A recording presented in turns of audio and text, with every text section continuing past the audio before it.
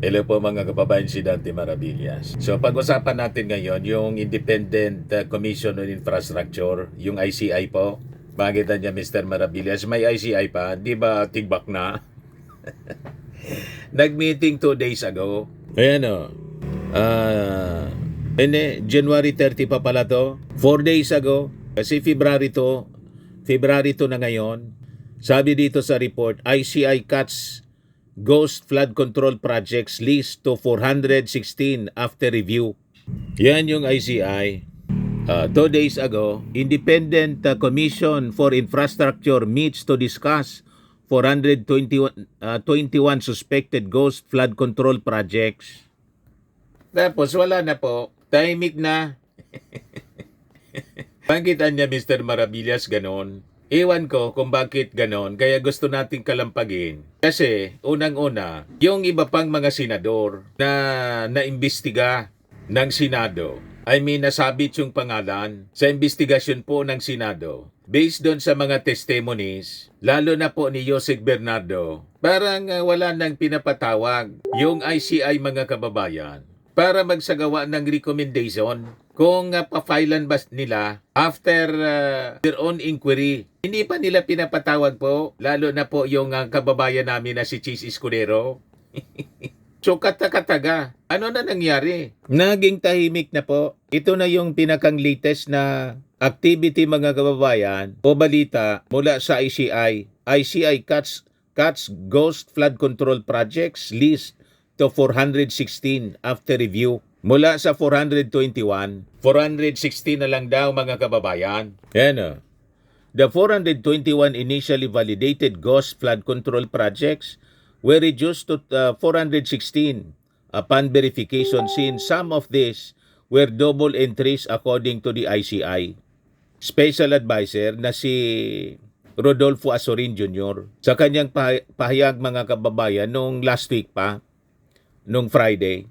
Azorin added that the Department of Public Works and Highways is validating the 337 other reported ghost flood control projects from different parts of the country.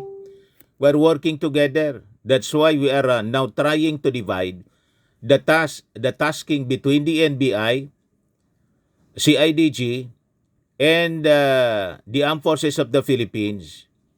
And that also includes the ICI.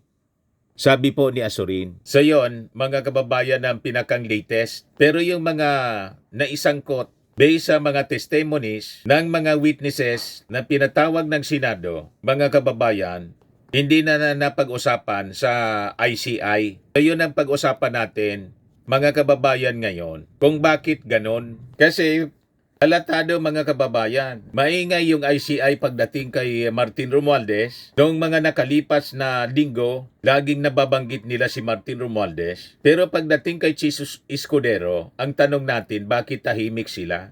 So pag ganyan, pwede silang maakusa ng double standard. Di ba po? Pero di ba niya Mr. Maravillas, cleaner din ang ICIC kasi walang makitang ebidensya si Martin. Tama po. Pero just the same, kung naging mabilis yung kanilang aksyon kay Martin Romualdez, the same thing sana with Chis Escudero. So kung wala ding makita, di-clear nila.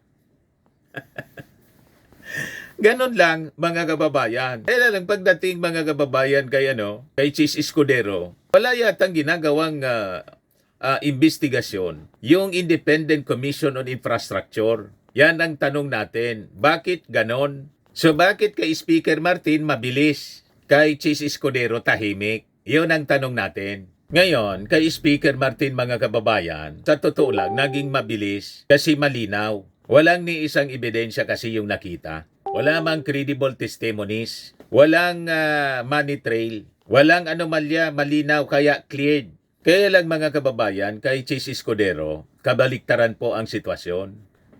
Kay Chis Escudero, may testimonya, may alleged money trail, may lantad, mga kababayan, na maniobra sa bycam, may insertions na nakita ng taong bayan. Kaya yung tanong natin, kung malinaw po na ang kawalan ng ebidensya ang naging basihan ng mabilis na aksyon nila sa kaso ni Martin Romualdez. So ano po ang basihan ng katahimikan ng ICI dito sa mga kinasangkutan ni Chis Escudero based doon sa testimony ng mga taga DPWH, lalo na po kay Yusek Bernardo? Yun ang tanong. Kasi malinaw naman po yung testimonies ni Bernardo.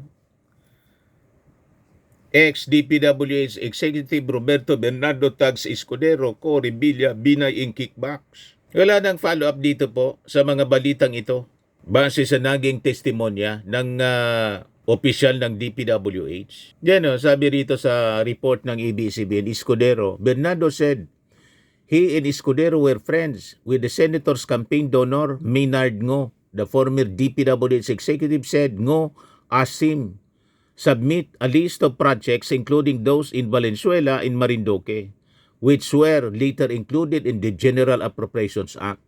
When I gave him the list in relation to the commitment, I asked him, Boss, paano to? Maynard replied, bahala ka na. I asked, Boss, okay na ba ang 20%? Maynard said, okay. After inclusion of the projects in the GAA, I delivered 20% of approximately 800 million or about 160 million to Maynard Ngo, which was meant for Senator Escudero, sabi po ni Bernardo. Malinaw yung mga testimony. Tahimik na po. Wala nang sinasabi ngayon. Never pa na pinatawag mga kababayan ng ICI si Chis Escudero. Yun ang punto natin. Bakit ganon? Walang imbitasyon So importante na i-remind natin kasi sabi nga dito sa amin, baka piglilingaw-lingawan lang. Purposely mga kababayan, pinapalamig lang yung kwento. So importanteng painitin natin muli. Di ba? Matakpan na ng mga other hot news ngayon. Ang hot news ngayon mga kababayan, yung pag-file ng impeachment, refile ng impeachment complaint laban kay Sara Duterte. So siyempre yun na yung pinag-uusapan. Masaya yan si Chis Escudero. Saka yung hearing ng Committee on Justice sa impeachment complaint laban sa ating Pangulo. So, hindi maaari mga kababayan na itong mga napaka-importanting mga issue matakpan na. Yun na nangyayari. Parang sinasadya po, nakakabinging katahimikan. Wala na. Hindi na napag-uusapan mga kababayan yung mga senador na nasabit. Si Joel Villanueva, si Jingo Estrada, si Mark Villar, si Nancy Binay. Napangalanan nito. Kasama si Chis Escudero. Lalo na si Chis Escudero na mismong itinuro mga kababayan binanggit ni Yusek Bernardo. Hindi na po napag-uusapan. Di ba po? Lalo na yung issue sa insertions, 142 billion. Mga kababayan na insertions. Hindi na napag-uusapan ngayon. Talagang tingin natin mga kababayan, sinasadya na wag nang pag-usapan, binabaon sa limot. So, ano niya Mr. Maravillas ang theory mo? Baka may gapanganan nangyayari.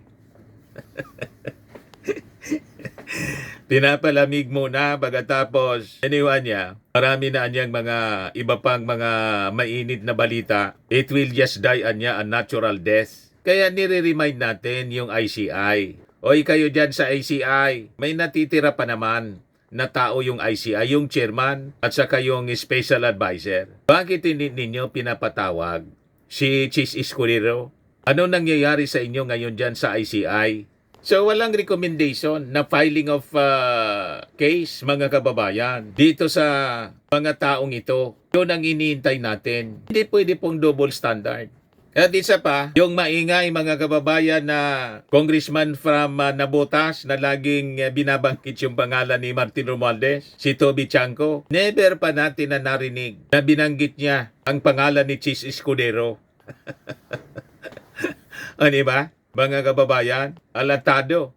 Kung sino lang ang gusto niyang pag-initan mga kababayan. Pagdating kay Chis Escudero, tahimik si Toby Chanco. Kung matapang po yung ICI na ipaimbestiga, ipatawag, inimbita si dating Speaker Martin Romualdez, bakit hindi pareho yung pagtrato ninyo pagdating kay Chis Escudero?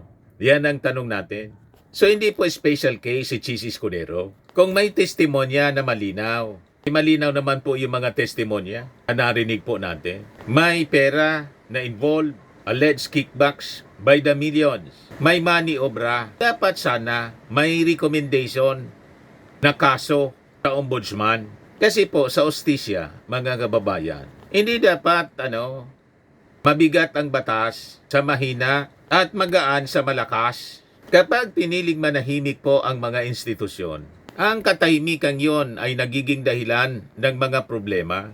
Tama po mga kababayan? So bibigyan natin ng pagkakataon pa yung ICI. Kaya tayo na nananawagan. Dapat wag po double standard. Halatado na po kayo. Di ba po? Hindi pwedeng ibaon na lang sa limot itong mga balitang ito. Mga kababayan lumabas na mga controversy. Yan Pono blame Saldico, Chis Escudero for 2025 budget controversy. Yung mga insertions po ito sa BICAM. At itong pagturo mga kababayan ng napaka-importanting witness na si dating DPWH Executive Roberto Bernardo na tinuro mismo. Si Chis, si Saldico, si Bong Revilla, si Binay, sa alleged kickbacks po. Pagkatapos hanap kayo ng hanap ng big fish. Nandyan yung mga big fish. Lampasan lang yung mga big fish, mga kababayan, na dapat panagutin, na dapat maimbestiga. Hindi yung binabao na lang sa limot. Yun ang nangyayari ngayon, mga kababayan. Nahalata natin, parang binabao na po sa limot. Wala na, hindi na napag-uusapan. Di ba? Ayan lang po mga kababayan yung ating short video. Ako po si Dante Maravillas. Bye-bye po. God bless.